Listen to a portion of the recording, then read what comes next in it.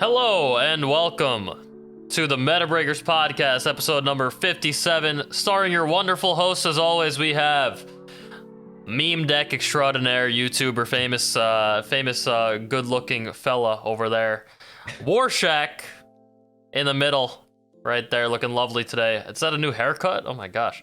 Then we got over there on the right side, we got Demon Hunter extraordinaire. He actually, I mean, if you saw that Demon Hunter deck in the client, you know, that one that you could buy, what's it called, the battle ready deck, the Demon Hunter deck there.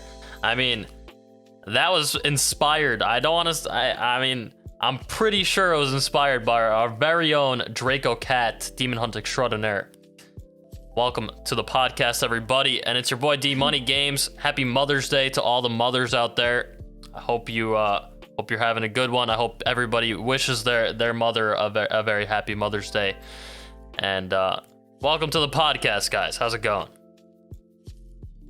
It's going well. I had a good past few days. Been hanging out with some family. My sister just graduated, so that was a pretty big celebration.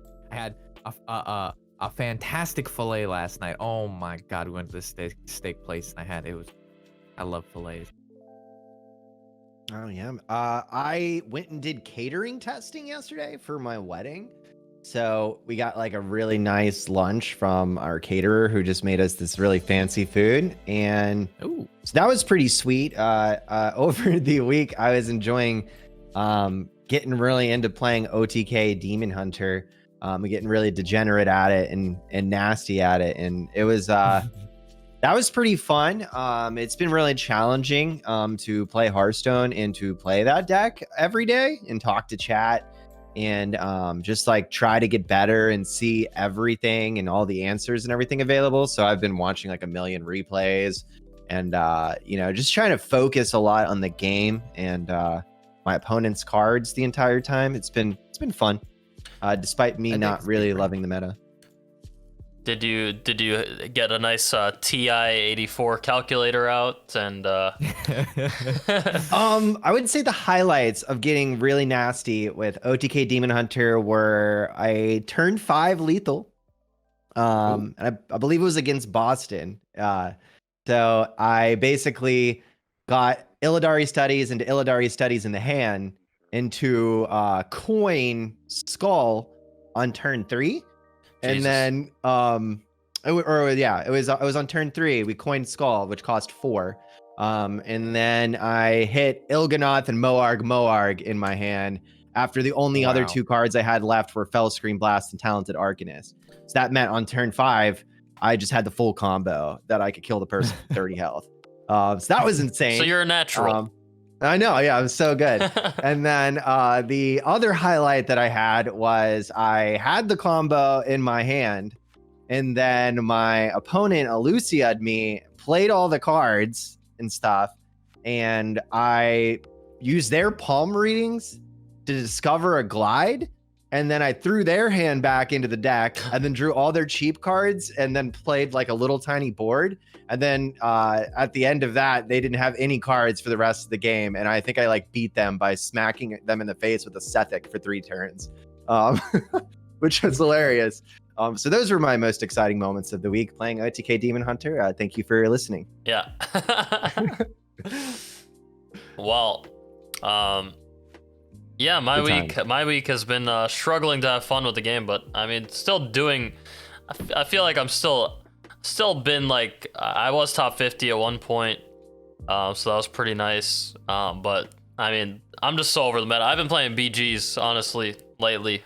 Last night I played so many BG games that my dreams were all BGs. It was like in a never-ending game, and I was playing as Alakir, and I had to keep deciding like which minion I wanted to give Divine Shield, Wind Fury, Taunt, and it was that was it was enjoyable. It was annoying that it kept going. Like it was the same thing over and over, but I still kind of loved it. I don't know. Yeah, we have the meta right here, guys. Pretty much, I think it's pretty similar to what we saw last week with Paladin just destroying everything, and then there's only these 3 classes that are at the top, and then everything else is struggling a bit. But this is across all regions and all ranks that you're seeing right here. In a little bit, we're going to go into the top 1K meta, but this is everything. Demon Hunter's bad. It's like the lowest it's ever been for the like most consistent period of time, which is interesting. And it has access to quite a few powerful cards. Like you have the Inquisitor, you have the OTK Demon Hunter, which I actually tried, and that deck is too big brain for me. Like I was like playing it, I'm like, dude, this feels so weird because you have to play it so just awkwardly sometimes just to like stay alive or to like know what to do in certain situations. Like knowing what to do in certain matchups is like it's imperative. What's the word I'm looking for? Imperative. Imperative. Yeah. So I was not the deck for me, but definitely big brain. Whoever can pilot that deck and do well at it, definitely like it's a deck that you only do well with if you practice. Like it's not rewarding unless. I love that take on it too, because it is crazy. Because when you first start playing it, you don't even realize like all of the answers and plays that you can do in your hand. Like, so yeah, it takes a long time before you can even see how to combine all the cards to do exactly what you want it to do. Like if you have like a 7 health minion and a 9 health minion and a 4 health minion, and they're all placed in a specific way, and then you have like a talented Arcanist and a Throwglaive and an Immolation Aura, and then there's like a Moarg, and you can expend 1 of them but not 2, and then you have to think of like, so I play this first and then hit that one, and then I drop this and this does that. You know, it's like it's very insane sometimes. It's also kind of hard to play Demon Hunter right now on ladder, just based on like all the powerful decks that exist right now. It's Paladin that makes it unplayable. Yes, because every single Paladin deck is super favored against every single Demon Hunter deck, and Paladin players exist. I think the main reason for that is that there's no consume magic in the game anymore. So you can just make big boys. You could put the Blessing of Authority on your minions, and really not too much Demon Hunter could do about it without wasting their resources that they need for the combo later to like try to stay alive. Divine Shield's the worst for Demon Hunter. That is also there's just like not an efficient way to deal with it. I mean, we have Immolation Aura, but you can only run 2 of those, and there's like a lot of Divine Shields you have to pop when you're playing against Paladin. So you can't do it with your face because then you'll die. We could go into the top 1K. There's no shaman at the bottom. What are you talking about? We go into the top 1K meta here. I mean, the overall meta is pretty much the same as what it used to be. It's getting cut off here for some reason. But the top deck here is Secret Paladin. Nobody's really surprised. I believe it just got #1 legend yesterday or 2 days ago. Still a very strong deck. It's pretty close between that and No Minion Mage. I feel like No Minion Mage is really, really like one of the top decks for sure. But Paladin still has a shot against it. It's kind of crazy to think about. I would think the Mage would actually just destroy it with like the devolvings and stuff like that. But Secret Paladin, especially with the Oh My Yogs and the Galloping Saviors, they do a really good job for a 1-mana secret to counter those top decks. And Token Druid exists. Which is so horrible. That deck makes me so mad. It's like everyone who plays it is like, yo, hear me out. I'm gonna go wide, and they're gonna buff that shit. I lost in my game plan. This is gonna be fun. There's sometimes in these tournaments, in these qualifier tournaments, like yesterday, where I play against a Token Druid and I actually just lose on turn 1. Because they have a full board of Gibberlings. They're 2/2s, and it's like you don't get to play the game. So I mean that happens more than you'd think. Oh yeah. Oh man. Yeah, it feels bad to play too. Have you played Token Druid? Because sometimes your hand is just impossible, and then your opponent's removal is just impossible. So when you're playing it, it's like this is not even a game for you. But then sometimes you play and then you're like, oh yeah, guess what? I bomb. Game's over. Biatch. Yeah, You know, what are you gonna do yeah. now? It's so dumb. It's just like an all-in, right? It's just an all-in deck. Yeah, it's basically that 51% is it's do you have the nuts or do you not? And usually you do, but sometimes you don't, and the deck is trash. But I feel like it is a pretty hard deck to play. I know it can be like, I mean, the whole meta right now in any Hearthstone game mode is high roll. But I feel like it actually is tough to play at some points. Like sometimes you do have to hold back and save up for like these big turns for like the Glowfly plus the Death Rattle on it, the Soul of the Forest. So it does take like a very skilled player sometimes to win these games, but sometimes it's just a blowout, and anybody could play Gibberling, Innervate, Lightning Bloom, Nature Studies, Arbor Up, and yeah. I don't think you can't play it extremely well and like intelligently. I just don't like it, and that's just my opinion. But I know you can be really good at it because Blitzchung is the Asia Pacific Grandmaster who specifically brought Token Druid to Specialist, both Specialist weeks in a row, and won the entire week.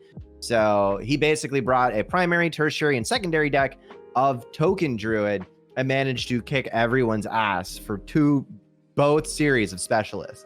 So it just kind of proves that you build Token Druid the way you know how to, and you play it perfectly. It is insane. So That still exists. yeah, so Grandmasters this week and the week prior were Specialist format, which means it's best 2 out of 3. Not 3 out of 5 like it normally is. And there's no ban, and everyone starts out in their primary deck, and then they can pivot to their secondary or tertiary deck.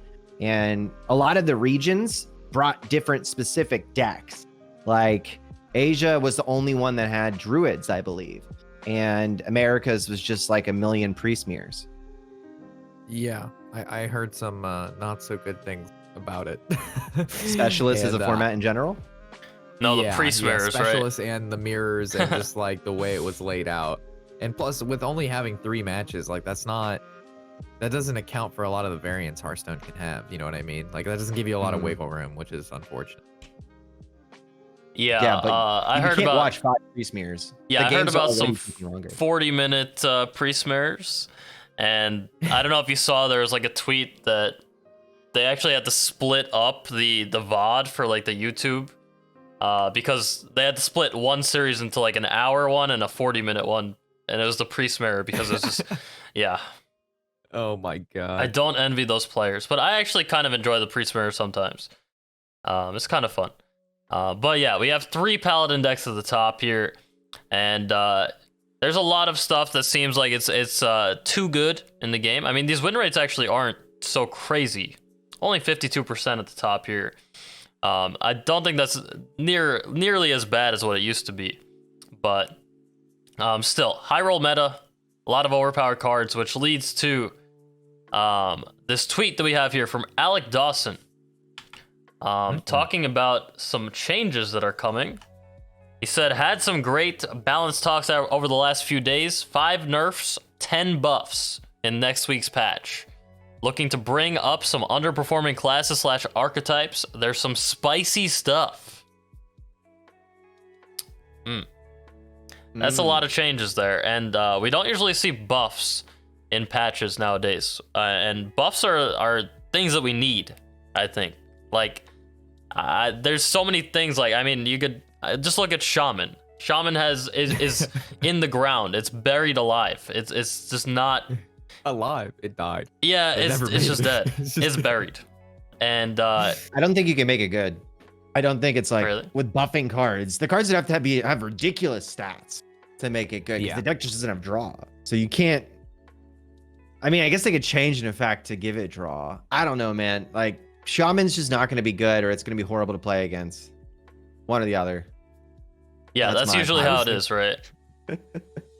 Yeah, I was thinking maybe we'd see like Cram Studies become a dual class card. I mean, that would give it so much draw. It'd be It's too insane. creative, Rob. Okay, all right, I'll simmer down. You ever seen them do something like that? They're like, all right, No. so we We discussed it, and now we're gonna make a new dual class card out of one of the most powerful cards that Mage has in their toolkit. It's now going to be available to Shaman. Yeah, I doubt that would happen. I don't think that's the way it's gonna go. Hey man, we shaman players can have dreams, okay? No, you can't. We can have dreams. Okay. No, one of the main reasons that we don't see buffs as much as nerfs is because they've addressed this before, where they say basically like buffs don't affect the game as much as nerfs, so they'd have to like buff 3 cards to get the same result as like nerfing 1 card. So they'd prefer to just nerf the 1 and have them not touch the other 3. It's kind of basically what they were pointing at, with nerfs affected more than buffs. So it's weird to see them doing 10 buffs and 5 nerfs. I'm excited. Yeah, I think that's exactly what we need. We need patches like this where there are nerfs and buffs, because there's just a lot of cards that don't get played, and they're just not. It's like, why is this card even in the game anymore? So it's good that they're actually trying to make other things viable, and there's apparently some spicy stuff in there as well, which is very exciting. I know Warshack, you did make a video on this, right? I did. I made a predictions video. I was wrong on some stuff, but I was also right on a lot of the fringe stuff. So we'll see. Yeah, Buffs I mean, scare me. you're usually Warshack is usually pretty on point with a lot of his predictions and stuff. So I hope that you check out Warshack's video there. Maybe he'll be right this time. We shall see. I'm hoping for the caravans, dude. I'm hoping for the caravans. What's going to be the Pocket Galaxy? I got love with the caravans, dude. They need their comeback. Well, they never really were there, so they need some sort of something. They need initial presence. Yes. Like they printed all, like there's like 5 caravans, and literally I don't think any of them see play at all. It's like, okay, well that was a waste of 5 cards. Yeah, I'm afraid of buffs to a degree too, just because I still remember the first buff cycle, which was Pocket Galaxy to 5, and I see all these people on Twitter and everywhere that are like, yo, deck of chaos, and the way things generally go in Hearthstone is that they buff something thinking it's going to create some kind of new archetype, but then everyone figures out that with the new like mana cost of a spell like that they can create like some kind of like really horrible OTK, or like, let me slam down like a whole bunch of giants for free, or I don't know what's going to happen if you put Deck of Chaos like cheaper to like 4 or something. That would just create something broken that we all hate. That's what I'm afraid of, things like that. But I mean, Deck of Chaos would be spicy, and it was included in my list because I tried playing with the card, and at 6 mana, you're right, it's just too much. But like, if you think about Deck of Deck of Lunacy at 2, and then Deck of Chaos was 6, but Deck of Lunacy was always substantially better than like Chaos. Like, I don't understand like why it was where it was to begin with. So it's just weird. Yeah, I don't know. It could be anything though. That's the thing with buffs, like nerfs. To speculate nerfs is a lot easier because we know what's really like dominating the meta and everything. But with buffs, like there's so many cards that really aren't played, and it could really be any. Like, people are asking me in my stream, like, oh, what do you think is gonna be buffed? Like, I don't feel like thinking about that. That's like so much work to like at least pay me to. No, it's exciting. Like, I gotta be paid to think about that. Like, I gotta be a part of the balance team, which I actually am going to apply to, by the way. Ooh. Yeah. But yeah, it's like, it's so hard to think about. I give you props, Warshack, for putting out a video about what you think are gonna be the buffs, because it's actually super hard to speculate. They're out of so many cards that can be buffed. You just look at like the underperforming stuff. I mean, he clearly stated they're targeting underperforming decks and classes, and then you just went back to see what was recently changed and what recently came out, and then you say, okay, well, you know, in my prediction video, I was thinking Shield Maiden. Like, it used to be a lovely card and it was statted appropriately at the time, and now I was like, you know what, this card needs to be a little bit more competitive because Control Warrior doesn't exist, and the only warrior that exists is like Rush Warrior, right? So it's like, that's a card that could get touched. Deck of Chaos, a fun meme card. So I mean, Caravans, again, something that's huge but sees no play. So you just kind of go with what they said and just throw out guesses. And if I'm wrong, you know, I'm wrong, but we'll see. It's fun. I mean, think it's still fun to speculate and guess. Sorry. It's still so tough. Because like it's very Shield fun. Maiden, I think is still like a solid card. Based on like the power level of like the core set and just what exists right now, as far as like armor gain. Like it's actually like I think it's like I was still running it in my deck in my Control Warrior at the beginning, and it was doing quite well. But maybe that's just because it was one of the only armor gain cards. Yeah. But Shield block's gone. Shield block's gone. yeah, I don't know. know. There's so much that they could do. We'll have to see what happens. We don't actually know when these changes are coming. Usually they patch on Tuesday, I believe. So we're hoping for Tuesday, or I mean, maybe even Monday. Highly doubt it, but you never I was know. saying it everywhere. I think Death Rattle Demon Hunter will get a buff. Just to throw that out there. Probably. It's like an archetype that's almost been there, but it just hasn't gotten to being like actually in the competitive light. So I imagine they'll probably give that archetype a nudge somehow. Well, Just to throw that out there. The update added the Quillboard tag, which I didn't even know until I was doing the video of predictions. I was like, wait, stuff's Quillboard now? So, maybe we'll see some like Quillboard buffs and synergies in the mini set for the Demon Hunter, because they have like 3 or 4 Quillboards. And then the YouTube comments thrashed me. It was like, they only added Quillboards because of the BG update. It has nothing to do with the mini set or any intention to buff Quillboards in the future. I'm like, okay, but why would they change it in standard for BGs? There's like, you know what I mean? Like, why would they do that if they didn't intend on doing something with it? I don't know. So Yeah, thought if that they was do make a interesting. Quillboar synergy card, it will be better in Demon Hunter than other classes. I have had some specific people on like Discord point that out to me as well, that if Quillboars get to be a standard thing, then Demon Hunter will have access to the most of them. Demon Hunter actually doesn't have too many Quillboars. The 2-mana guy, the 2-mana Death Rattle card is a Quillboar, but the 3-mana one is actually not, by the way. Really? Yes. what? I'm Doesn't not make even sense. not There's even no memeing you. Quillboars. He's a beast. No way. I don't Yep. know, man. And it actually kind of makes sense. It doesn't really make sense based on like his picture, because he looks like a Quillboar. He's totally a Quillboar. But he is like taming. He's like controlling the Quillboars in the thing, and it actually does make sense if you like look into it more. But I don't know. I feel like he definitely should have been a Quillboar. Not that it matters at the moment, but I mean, N'Zoth synergy with Quillboars is kind of interesting. If there are some more Quillboars, if there is like a good Quillboar in the mini set or something. There's the 5/6 one that with Frenzy.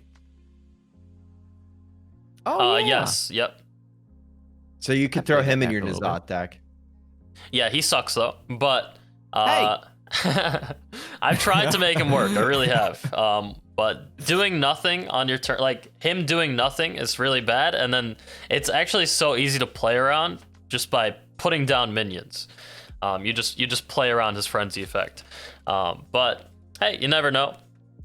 But yeah, so we got this new patch. We got the 20.2. Oh, by the way, Razorfen Beastmaster is a Quillboar. Just to throw that out there. Yes. I logged into the Yeah. game to check. It's a Quillboar, Dan. It's not a beast. No, they must have just changed. I'm not even joking. Like I've been playing When the I deck. did the prediction video, all of them were Quillboars. Every new Demon Hunter card that had anything to do with the Death Rattle part was a Quillboar. Yep. That must have like just been changed right before your video, because Okay. No, I've man. been playing. The same thing with the Potion The of Illusion 2-mana one thing, is a and beast. We broke that down. One of them is It's a the beast. Same as this. Oh, Razorboar is the beast. Okay, Okay. there you go. Yeah, because that's a boar. That's not a Quillboar. Quillboars are the human-looking boars. The boar Yeah, is just a okay. boar. So one of them is a beast and one of them is a Quillboar. Okay. Yeah, I knew one of them was. Thank you, chat. Thank you, Okay. Zip Tops. Thank you. But the legendary is a Quillboar, I believe. Yes. Same thing with the Druid. Okay. Yeah, so we got this new patch, the 20.2 patch, which had mainly the Battlegrounds, a big Battlegrounds update where it added Quillboars and it added a few heroes as well. But it also added the purchasable decks, the battle-ready decks, which we had talked about a little bit before, how Draco had a very similar deck to the battle ready deck. I don't know if you want to talk about that. Want to give you some props for it, you know? I made the deck the day after Barons came out. We crafted it on my stream. We played it together. We explained the cards and we figured it out together until we found a good one. Then we climbed a legend with it. Then we posted it on Twitter, showed that we hit rank 19 legend with Death Rattle Demon Hunter with Watch Post. And the exact list that Blizzard has in the Battle Pass is one card off. That one card being Kurtrus, who is essentially a legendary that kind of makes the dust value for the deck equate to being good for the $20. So it's one card off from the deck we made the day after Barons came out, which is a little bit too similar to say it was not created by us. So I'll take credit. Just this once. Yeah, trying to be so humble about it. Draco's trying to be so humble before the podcast. I'm like, wait, did you put out a tweet about this? Because like I didn't see anything about this. He's like, nah, I didn't want to make a big deal out of it. You know, I just came up with the deck that they're selling. You know, whatever. Yeah, it's a pretty. Hey, that's a pretty cool feeling. And I mean, of course we don't know for sure, but I mean, if you're saying it's the exact list except for one card, I mean that's kind of fishy. And that's just cool that that just gives you some more validation, like that you're making good stuff over there, and you know your Demon Hunter. It is a little late though because it was before the Watch Post nerf, so it has like all of the Watch Posts in the deck, and then like the Cargill Battle Scar and stuff, and that would probably not be that good right now. Yeah, like, I would not play that in a deck now, but when it came out, it was good. So they're a little bit behind, but yeah, but battle ready decks as a whole for the game being a thing.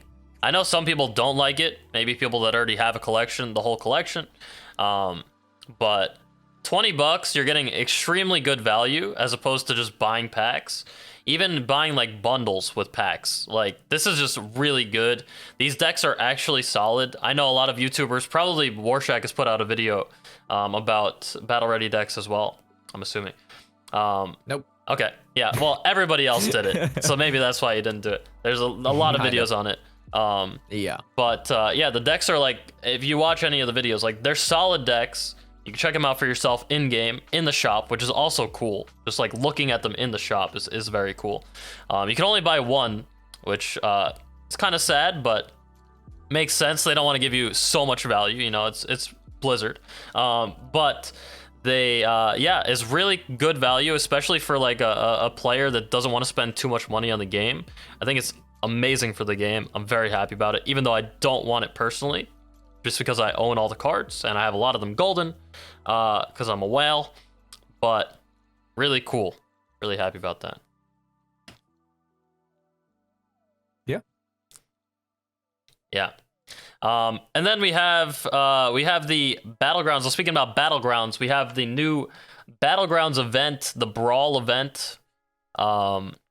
With this is the next Battlegrounds tournament coming up, $100,000 prize pool, which is a lot of money, and it's got yeah, and if you get an invite to a Blizzard tournament, like we've seen it before, we've heard about it. I think Zeddy's talked about it, and like Regis had talked about it. I think Zeddy had interviewed Regis, and they had talked about it as well. Getting an invite to Blizzard tournaments is a lot of money. Like just for participating, you get a nice chunk of change, and you also get really nice exposure as well. So there are some competitors in here that are lower on the viewer count, and it's nice to see that is happening. There's more representation for lower viewer streamers and also women. There's actually a lot of women in this tournament, which is something that we haven't seen in the past. It's been a current topic on Twitter as well, that they want. Shout out to all the women's out there. Yeah. And they got their, hey, Blizzard listened to everybody about more representation of women in these tournaments. And it's really cool to see that representation, because women are great. And I don't think anybody's arguing that. And we love to see it. Yeah, if they would have like posted, like if they didn't listen, like if there wasn't that big kind of backlash, like this would be a tournament that there would be maybe one women streamer invited to. That'd be like all we see, maybe. And now, we have a great spread. Each team has equal distribution on both sides. And it just, like you mentioned, it's just good for the females who play Hearthstone. It adds diversity. We get smaller streamers mixed in there to get them some exposure as well. So, I mean, there's like, well, hopefully this event works out really well and it makes Blizzard want to do something like this again. And this isn't just like a one-time thing. Yeah. But it's still good they like heard the backlash and like, hey, in the upcoming tournament, we're gonna follow, suit of we're gonna try to keep it equal, which is cool. It's good.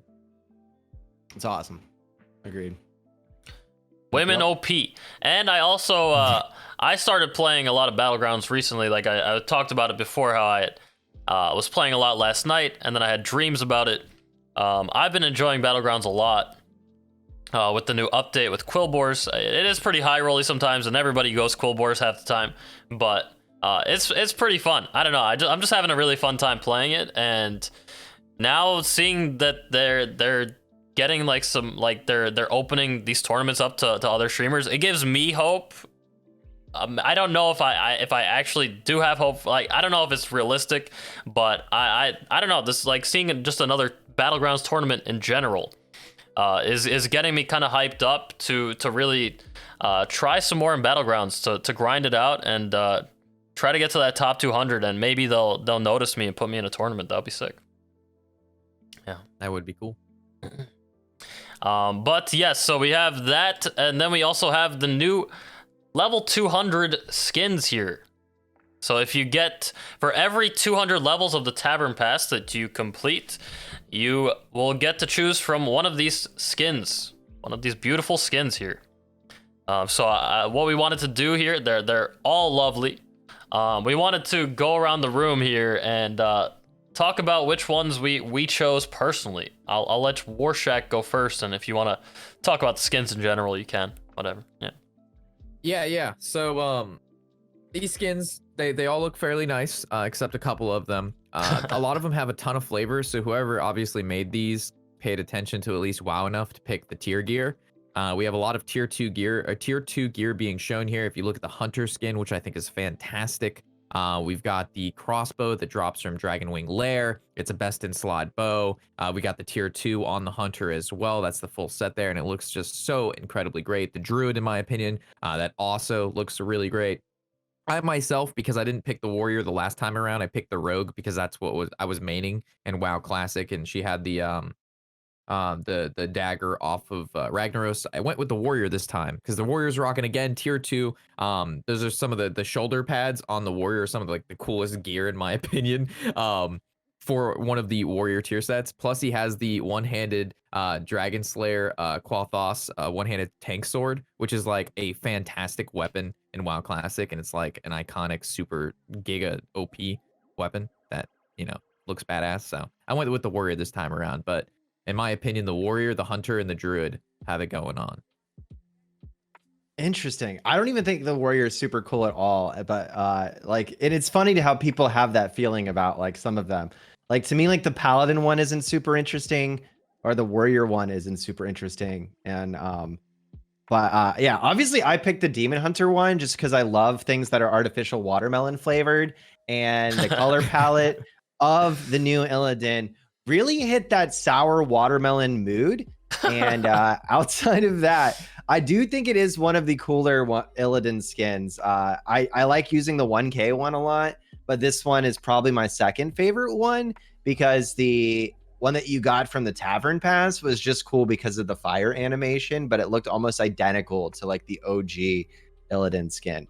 That being said, I would think what's more interesting are the ones that I would probably pick as the one I'm going to pick next. And I think I'm going to take the Anduin one just because I secretly love playing Priest. Ooh. And I think that Anduin skin is like really cool with like the glowing eyes, and he's the Dragon Ball Z vibes and stuff. Because if you read the text on it, they call him Super Praiyan Anduin. So I'm into it.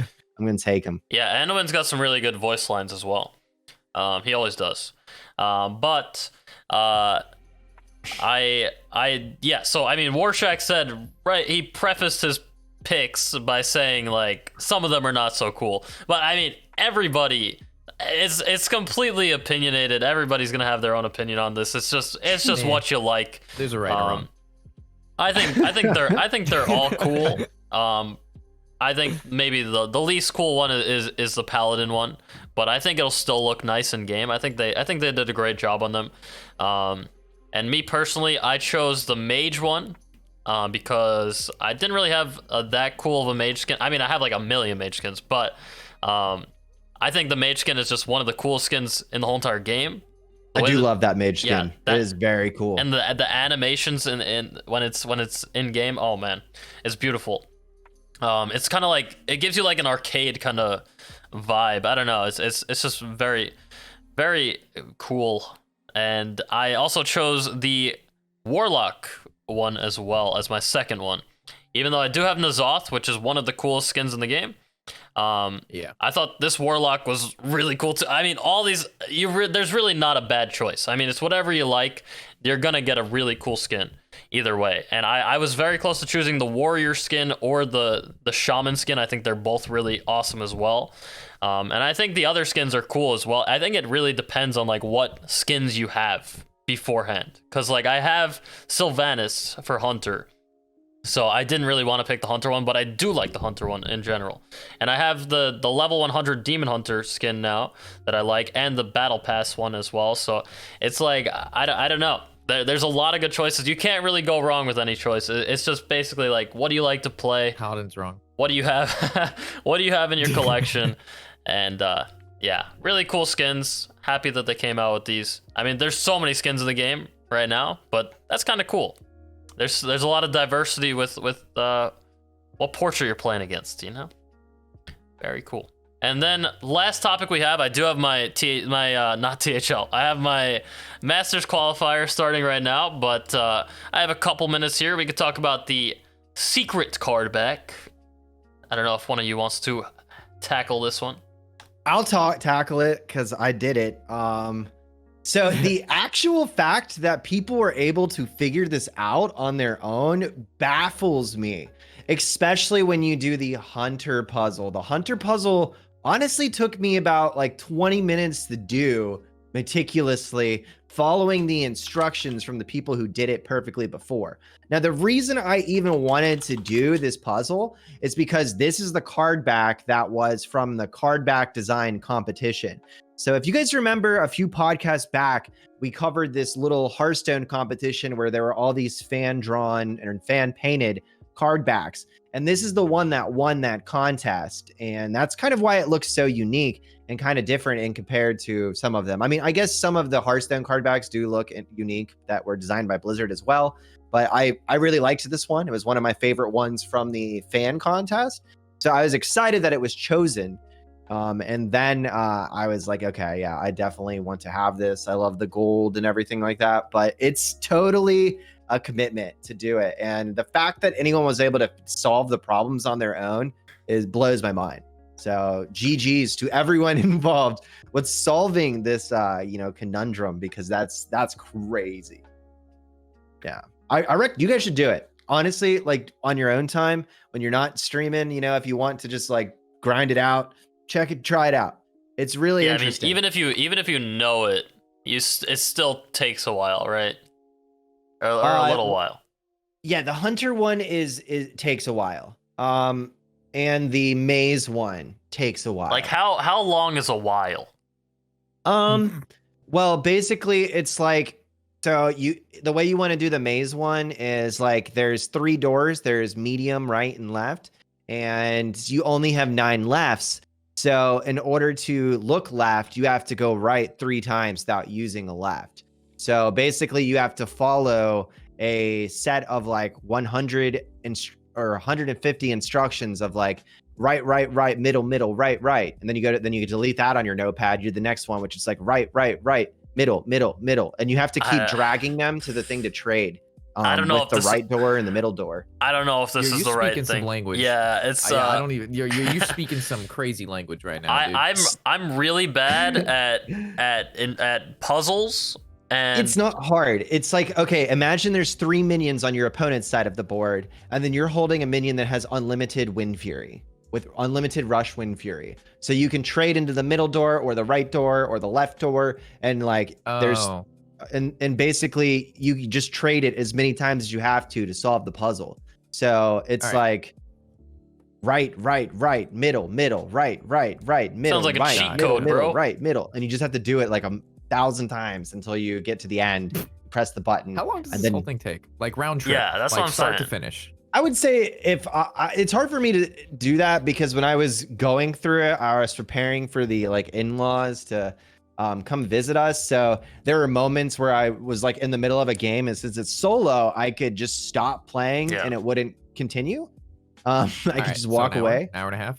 2 hours? But I would say if I sat down and do it, it wouldn't take an hour and a half. It'd probably take like 30 minutes if you were meticulous at doing it. It would probably take like an hour if you were getting distracted and doing it laissez-faire. So Gotcha. So how much do I have to pay you to log onto my account and do it for me? That's the question. I would do all three of them, but the hunter one. The hunter one is fucking ridiculous because there's like 6 minions on your opponent's side of the board, and then 6 minions on your side of the board. And like all of them are random cards from the game, like Dalaran Mage, like Dalaran Apprenticed. You know what I mean? Like they're all just random cards from the game. And you start out with this like gold in your hand. And you have to hold the gold and drag it over the minions on your opponent's side of the board. And then you buy random things. It'll be like, you got 5 potions of healing. You've got 5 bandages. And then you have to drag the bandages onto the minions on your side of the board, and it gives you gold back. So there's this like 1,000 long set of instructions of it's like buy 3 bandages from Drakarian Chanter. Sell the bandages to the Argent Squire for 5 gold. Use the 5 gold to buy 3 iron daggers from the armor vendor, and you just have to do this really long. I'm not good at following instructions, Draco. Yeah, and if you click one wrong one, you have to do the whole thing over. Yeah, I don't think I'm ever gonna do it. But maybe one day. I like the card back is very cool, and I would use it, sure. But the fact that everybody's using it. That makes me not want to use it as much, but I don't have the card back for like I don't have any heroic card backs or anything. I'm just too lazy to do single player kind of things. I only queue ranked. I don't know, man. I all I care about is my rank. That's just me. But I think the card back's 60 in WoW really cool. Card back. Wait, what? Where's our level 60 yeah. in WoW card in classic back? WoW, yeah. I give me my classic level 60 card back. Yeah, I love it. But I think it's sweet looking. It's cool. If I didn't want to use it, I wouldn't do it. Yeah, That's like the only reason I did it was I was like, this looks like it would go pretty sweet with my full golden 1K Illidan deck because it's all red and gold. So that was my thought with it. This is perf. Yeah, I mean, it is a very cool looking card back, and it is cool that they, like, I don't know, the puzzle thing is not for me, like figuring out these puzzles and doing them. But it seems like a lot of people enjoyed the process, and it's cool that they added in, like, instead of actually releasing the patch, they added in this whole elaborate labyrinth here. But yeah. Very cool that another cosmetic thing in the game. We love cosmetics. Love to see it. But that's going to be it for the podcast. I do have my match getting started right now for the Master Store qualifier, so we do have to end it here. Okie dokie. Thanks for having me. Thanks for having me too. Have a wonderful day, chat, and friends. See you later. Yes, thanks for being here. Have a good rest of your I'm going to weekend. shout out both of you guys, of course, right before you go there. Yeah, there they are. Warshack and DracoCatt. Awesome individuals, members of Hype Horizon. Beautiful, beautiful people. Hope you check out their channels. And we do this every single week, 1 p.m. EST, either on my channel or Warshack's channel. We alternate every 2 weeks. And yeah, thank you everybody for watching. This is the Mother's Day podcast, number 57. Have a good one, guys. Thanks. All right. You too. Peace out. Peace out. See you, chat. See ya.